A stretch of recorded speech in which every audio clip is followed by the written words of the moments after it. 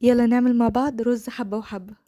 في حلة على النار هنزل بشوية زيت، وهضيف نص كمية الرز اللي عندي، واقلبهم مع بعض لحد ما يحمر.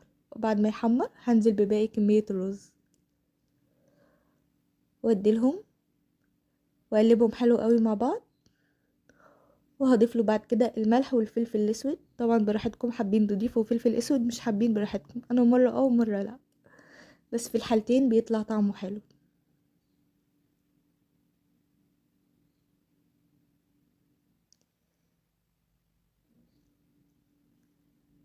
دلوقتي بقى هضيف له المية، بنضيف كوباية مية لكل كوباية الرز،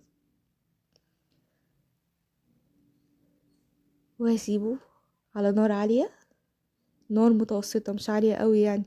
دلوقتي بقى ههدي النار على الاخر واسيبه لحد ما يخلص سوا. وادي شكله يا جماعة بعد ما استوى، مفلفل وقمر.